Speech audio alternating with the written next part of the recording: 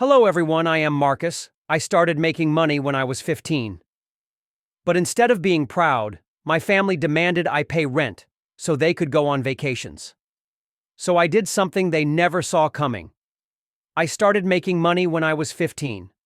Not because I wanted to, not because I was eager to grow up, simply because if I didn't earn, I wouldn't have anything at all. My family wasn't poor. We had our own house, our own car. We took vacations a few times a year. My mom worked a stable office job. My stepdad freelanced and made decent money. We were comfortably middle class, enough to stay fed, enough to have AC in the summer. But no matter what, I was still expected to pay rent. I'm not joking. The moment I started making even a few $100s from freelance 3D art, I was gently encouraged to chip in for groceries, electricity, and the internet. At first, it was subtle. You're grown now. You're earning. Why not pitch in a bit? Just a few hundred to ease the pressure on mom, okay? You don't want to be the only one not helping out, do you? Then it became expected. How much is the internet this month? You can cover it, right? Your stepdad has a loan due and we're short on food money. Can you handle that? The kids are starting high school soon. Costs are piling up. Everyone has to help. I was 16. Go to school during the day, work at night up until 2 or 3 a.m., drawing commissions, eyes bloodshot, then submit homework the next morning. Everyone at school thought I was so talented for having a job early. Nobody knew how many times I cried staring at my bank account, only to transfer every cent out in one night. My mom isn't a bad person. She's just tired, and she chooses the easiest way out. My stepdad? As long as no one touched his vacation fund, he stayed out of it. They didn't hit me. They didn't starve me. But they made sure I understood very early on. If I didn't bring in money, I wasn't someone worth spoiling. My younger siblings, middle school and high schoolers, worked too. Not exactly exploited, but no one in our house had the luxury to just focus on school. We all had to know our place before we even became adults. I remember once begging my mom not to take the money I had just earned. I wanted to buy a new tablet for digital design. She sighed and said, "I get it. But we're tight on cash right now. You're not going to leave everything on my shoulders, are you?" I didn't say a word, just pulled out my wallet and transferred the money. Then I closed my laptop, didn't draw that night. That night, I slept without dreams. I never asked, "Why me?" I just knew one thing. If they were going to treat me like an adult when it came to money, then I was going to grow up on my own terms and never let anyone take that from me again. I entered the freelance world like someone who wasn't allowed to fail. Unlike my peers, whose families supported them, paid for their startup costs, I had to figure everything out from scratch, with empty hands and zero help. My first laptop for learning 3D design was secondhand. The screen had dead pixels, and the battery barely lasted an hour. I had to keep it plugged in at all times. Every time I rendered a project, the machine heated up like a stovetop. But I kept going. I downloaded pirated software, taught myself through YouTube tutorials, asked for feedback in random Discord groups full of strangers. I learned how to talk to clients, write contracts, avoid scams, all of it, at 16 years old. Eventually, I started getting real jobs. First a few animated logos, then basic character modeling. Then came small indie game studios reaching out for commissions. I remember my first real contract, $600. My hands were shaking the whole day. I thought mom would be proud. I thought my stepdad might say something like, "Well done, son." But when I told them, both of them just asked, "So how much of that are you transferring this month?" Not, "Wow, $600? That's amazing." Not, "Overseas clients? That's impressive." Not a word of encouragement. Just money. And after that day, I stopped sharing. I worked day and night. But when mom asked, "How's work going?" I'd just reply, "It's okay. Nothing big." They didn't know about the all-nighters I pulled just to meet deadlines across different time zones. Didn't know I lost a contract once because I was 10 minutes late sending a file while I was in the middle of a school exam. Didn't know I broke down in front of my screen when a client canceled mid-project, and I'd already spent the deposit on last month's electricity bill. But they always knew one thing. How much is in your account? Can you cover your little brother's tutoring this month? Our internet's been cut. Can you take care of it? I wasn't selfish. I really tried to understand them. They struggled with credit card debt. Mom once worked 2 jobs. My stepdad lost a contract without warning. I know life isn't easy, but I also know they had choices. And for years, they chose vacation packages over investing in their kids. I still remember one time I asked to skip the family support payment that month because I needed to buy licensed software for my first big project, a job that could have opened doors to a real overseas studio. My stepdad smirked and said, "You think those little toys on your laptop are a real career?" I didn't answer. I just walked back to my room. And for the first time, I made myself a promise. No one will ever touch my success again. From that day on, I locked down all my financial information. No one, not even my family, knew how much I was earning. Only me and my girlfriend. I stopped talking about work at dinner, hid my contracts, my spreadsheets, even the accomplishments I once dreamed of sharing, kept to myself.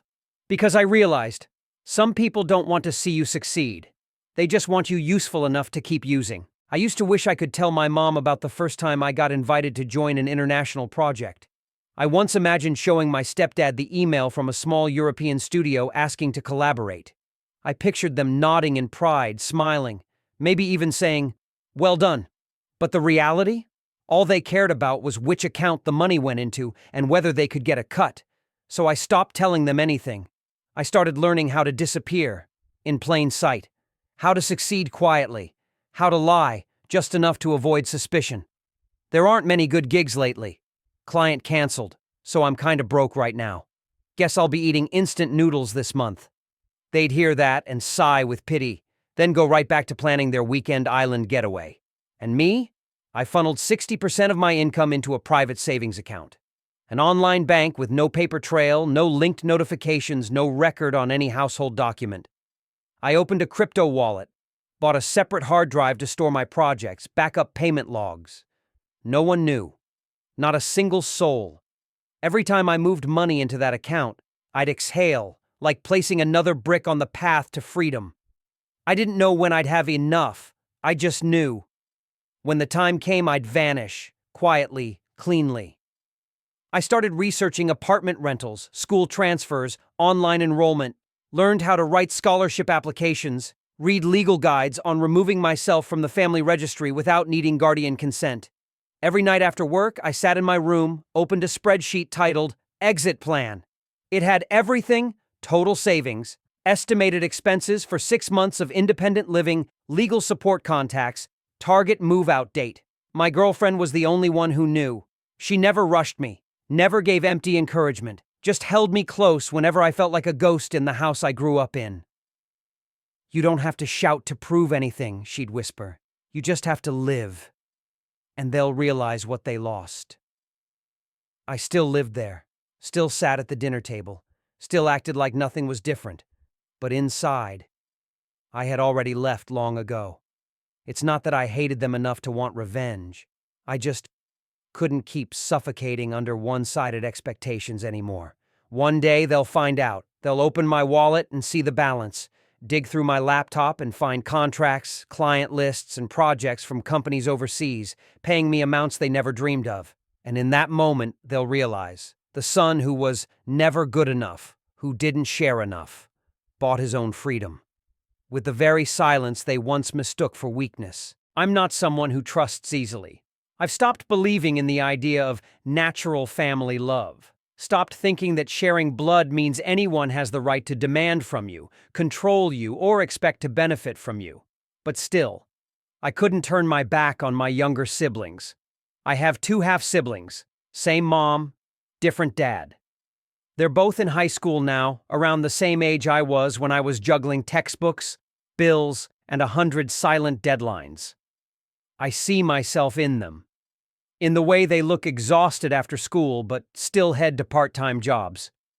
In the way they hesitate before asking for money to buy books, PE uniforms, or exam fees. and in the way our mom talks to them. Just like she once talked to me. You're old enough to handle things now, right? I can't carry this all alone forever. Life's tough for everyone in this family. Suck it up. I can't help the knot that forms in my chest every time I hear them lower their heads and say, "Okay, I've been there. I know what it feels like to be handed adult responsibility in a child's body, when you don't even know how to live for yourself, but you're already told to live for everyone else. And I know this, if I don't do something, they'll walk the same path I did, so I help, quietly, without keeping score. I pay my sister's tuition directly through the school's website. I bought a second-hand laptop and had it delivered straight to my little brother. I transfer money into bank accounts I help them open, then immediately delete the transaction history. I only send one message. For school. Don't tell Mom. The first time my sister figured it out, she asked, "Why are you being so secretive? Aren't you afraid we won't appreciate it?" I smiled. I don't need you to be grateful. I just need you to never live the way I did. Because the truth is, I'm not doing this for my mom, not doing it for the family. I'm doing it for the kid I used to be. For the 16-year-old who had to choose between paying the electricity bill or buying test prep books. For the version of me who cried silently at night because no one ever stood up for him. And I'm doing it. So my siblings won't grow up fueled by the same quiet rage I once did. My stepdad still thinks I only care about myself. My mom still calls me selfish and says I don't know how to share. The whole family believes I only look out for me, and I let them believe that. Because if they knew I was helping my siblings behind their backs, they'd twist it into a new burden, another excuse to demand more under the label of family obligation. I'm not doing charity work inside my own home. I'm not handing out pity. I'm helping my siblings learn how to walk on their own, helping them have choices, something I never had. One day my sister texted me, "I got a full scholarship. I won't need help with next semester. Thank you, big bro." I read the message and sat there for a long time, then typed back, "Good. Just remember to help someone else when you're strong enough. I don't expect anyone to remember me when I leave this house. I don't need their regrets. I don't need an apology. All I want is this one thing, that when I finally walk away, there will be at least 2 people left behind who don't need me anymore, because I helped them stand on their own feet." When I finally decided to leave, there was no dramatic moment. No yelling, "I've had enough." No suitcase thrown out the door. No emotional goodbye letter left behind. I just closed my laptop, looked at my financial spreadsheet one last time, and knew I was ready. Almost 4 years of saving. Every odd freelance dollar, every small and large project, every month setting aside 60% of my income. Invested in skills, tools, and most importantly, freedom. My savings could support me for at least a year without help from anyone. I had a steady contract with an indie game studio in Northern Europe. My rental deposit was paid. I had transfer paperwork complete and a folder labeled "Final Exit" confirmed with a copy of my lease. I didn't give anyone a heads up. I waited for a regular morning while the whole house was still asleep and packed everything into one small suitcase. Only what I bought with my own money. My laptop, some documents, a few personal items. I didn't touch anything of theirs. Didn't take a single thing I hadn't earned myself. I left a note on the kitchen table. It wasn't long. It didn't blame anyone. "Thank you for raising me. From now on, I'll live on what I've built myself. Don't call. Don't look for me. If anyone needed me, they would have come looking a long time ago." I walked out the door without looking back. I didn't need their regret. I didn't need anyone crying apologies when it was already too late. All I needed was this, to walk away from that house not empty-handed, but carrying a life I had built entirely on my own. They'll find out. Soon enough. They'll check the old bank account and see no new transactions. They'll call and no one will answer. They'll find the lease agreement, blank where the emergency contact should be. They'll realize the son they once called useless and selfish, the one who quietly worked through countless nights, is gone, completely out of their control. And they'll be shocked. Shocked at how much I had saved. Shocked at how far I had gone, without them ever noticing. shocked to realize the person they thought would never make it without them, never needed anything but silence. But I didn't leave to get revenge. I didn't walk out to hurt them. I left, because staying any longer would have meant losing myself completely. This wasn't running away. It was survival. And for the first time in my life, I chose me. I don't know if they ever sat down together and asked each other, why did he leave? How angry must he have been? What did we do wrong? I don't know. And honestly, I don't need to.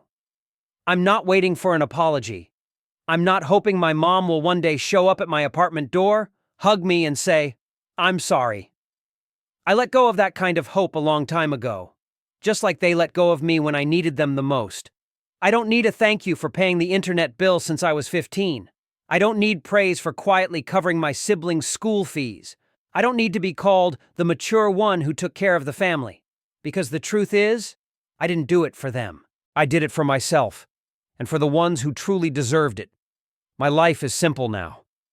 I wake up without worrying someone will come knocking, asking me to pay a bill. I work without having to hide anything. I eat dinner without feeling eyes on me like I'm some burden they've generously kept around. I send money to my siblings without the fear of being caught. I live like a normal person. And for me, that's the most luxurious thing I've had in over 5 years. Freedom isn't glamorous. It doesn't look like a movie ending. It comes quietly, like a normal morning when you open your eyes and realize no one else is holding the strings to your life anymore. I don't know what the future holds. Freelance work is unpredictable. Living on your own is never easy.